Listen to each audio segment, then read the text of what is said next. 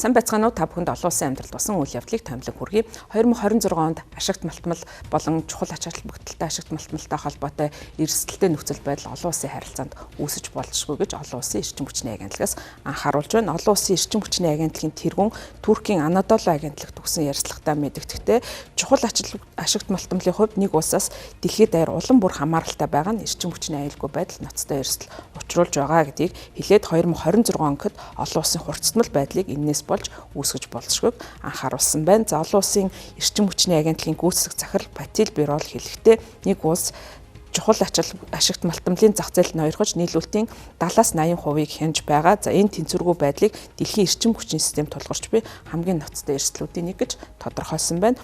Олон улсын эрчим хүчний агентлагийн 2025 оны дэлхийн чухал ач холбогдолтой ашигт малтмалын төлөв байдал гэсэн тайлан гарсан. За энэхүү тайланд дурснаар бүгд найрамд Хятад ард улс стратегийн хувьд ач холбогдолтой 20 ашигт малтмалын 19-ийг боловсруулагч, тэргүүлэгч улс хэвээр байгаа. Зах зээлийн дундаж эзлэх хувь нь 70 орчим хувьтай байгаа гэдгийг анхааруулсан. За харин үүнээс болоод бол нэг улсаас хамааралтай байгаа байдал нь улс орнуудыг олон их сурвалжтай болох, за их сурвалжаа төрүүлжүүлэх чиглэл анхаарах ийм нөхцөл байдлыг үүсгэсэн. За тийм учраас Турк улс ч гэсэн энэ чиглэлд идэвхтэй ажиллаж байгаа юм байна. За Турк улсын хувьд дэлхийн ховор элементийн шилдэг 5 үйлдвэрлэгчдийн нэг болохоор ирмэлзэж ийм стратегийг дэвшүүлж ажиллаж байгаа юм байна. За тус улсын Eskişehir мужийн төвд борлох Беликовагийн нэртэй ийм талбайд хайгуулын ажил хийсэн. За ингээд нийт нөөцийг нь тодорхойлоход 694 сая тонн нөөцийг тогтоосон. За үүнд бол барит полиуретийн томоохон нөөц багтсан байна. За мөн тус талбайд мэдэгдэж байгаа 17 элементийн 10-ыг нь хамарсан 12.5 сая тонн ховор элементийн эсэл агуулгадж байгааг тогтоосон байна.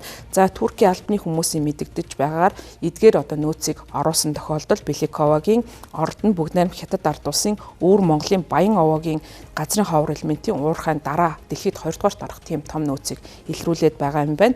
2025 оныг эрчим хүчний зах зээлийн хувьд хүнд жил болно гэж олон улсын эрчим хүчний агентлагаас тодорхойлсон. За энэ нь бол геополитикийн хурцтмал байдал эрчим хүчтэй улам бүр холбогдож байгаатай холбоотой. За мөн бараг бүх түвшний үн нийлүүлэлтэнд бол нөлөөлөл үзүүлж өсөлт болон бууралтууд ажиглах магадaltaй гэж мэдэгдэж байгаа юм. За мөн улс орон бүр өөрийн гэсэн өвөрмөц хэрэгцээ шаардлагатай тулгуурлан өөрийн ашигт малтмалтай холбоотой бодлогоо баримтлах шаардлага үүсэж байгаа юм байна. За ялангуяа чухал ач холбогдолтой ашигт малтмалыг улс орнууд өөрсдөө тодорхойлж за энэ чиглэлд бол төрийн бодлогоо авч хэрэгжүүлж байгаа юм байна. За ингэхдээ тухайн чухал ач холбогдолтой ашигт малтмалыг тодорхойлохдоо эдийн засгийн ач холбогдол нийлүүлэлтийн гинжин хэлхээний эрсдэл орлуулах боломж гэдэг олон зүйлүүдийг тооцсны үндсэн дээр чухал ач холбогдолтой ашигт малтмалын чагсаалтыг гаргадаг юм байна. За тухайлх юм бол Америкийн нэгдсэн улсын хувьд эдийн засаг үндэсний аюулгүй байдалд чухал ач холбогдолтой ашигт малтмал гэж нийтдээ 54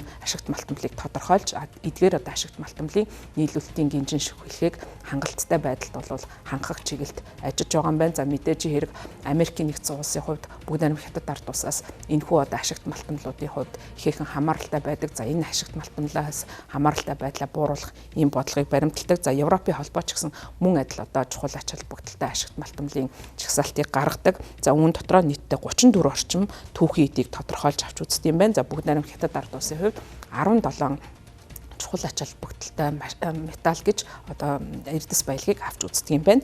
За хамгийн их эдгээр улс орнуудын нэрлж байгаа чухал ашигт малтмалд цахилгаан автомашин, электроникийн батарейнд ашигладаг литий, кобальт, никель, газрын ховор элементүүд ордог. За харин Америкийн нэгдсэн улс, Чили, Канада, бүгд найрамд Хятад ард улс, Япони энтгэх зэрэг улсууд зэсийг мөн чухал ач холбогдолтой ашигт малтмал болж тооцож тэдгэрийг бол нийлүүлэлтийнх нь хангалттай сүлжээг хангахад бол гол анхаарлаа хандуулдаг. Манай улсын хувьд оюу толгой болон эрдэнтийн цэсийн үйлдвэрлэл бол чухал ач холбогдолтой ашигт малтмалын чагсаалтад дэлхийн чагсаалтанд орох боломжтой ийм нөөцд бол ордог. За мөн Монгол орны хэмжээнд олон байршил газрын ховор элемент илэрсэн ч гэсэн одоогийн байдлаар Ховд аймгийн Мянгат сумын Халзан бүрэгдээ, Өмнө Говь аймгийн Цогт Овоо сумын Мушгаах удаг, Увс аймгийн Завхан сумын Улаандил, Өмнө Говь аймгийн Цогт Аваа сумын Хотгор, за мөн Дорн Говь аймгийн Хатан Булаг сумын Лугийн гол, Хинтээ аймгийн Бэндэр болон Өмнө Дэлгэр суманд байрлах цагаан чулуут гэсэн нийтдээ 6 орд аль биесээр бүртгэгдээд байгаа гэдгийг манай улсын үндэсний геологийн алтнаас мэдээлсэн байгаа. За манай улсын хувьд бол тодорхой чухал ач холбогдолтой ашигт малтмлын нөөцтэй тэр дундаа газрын хавар элементийн нөөц илэрч байгаа явдал нь бол цаашдаа улс орнуудын хооронд энэхүү чухал ач холбогдолтой ашигт малтмлаас болж өрсөлдөө үүсэх энэ нөхцөлд бол геостратегийн чухал байр суурийг эзлэхэд гол үүргийг гүйцэтгэх боломжтой гэж харж байгаа. За мэдээж энэ одоо ордын ашиглалтай холбоотой асуудлууд яригдж байгаа. За тэр дундаа байгаль одоо орчинд бол ээлтэй байдлаар эдгээр ашигт малтмлуудыг хэрхэн ашиглах, за мөн манай улсын хувьд бол ямар нэгэн байдлаар бол нийлүүлэлтийн гинжин хэлхээнд нэгдэх шаардлагатай байгаа. За одоогийн байдлаар дэлхийн эдийн засаг бол Монгол улсаас огт хамаарахгүй ийм байдалтай байгаа учраас энэ хамаарлыг бий болгоход бол чухал ач холбогдолтой ашигт малтмал чухал үүрэгтэй байж болохыг дэлхийн одоо улс орнуудын явуулж байгаа бодлого, за мөн улс орнуудын ирээдүйн одоо төлөв байдал, за мөн ашигт малтмалтай холбоотой бодлогоудаас нь харж болохоор байгаамаа.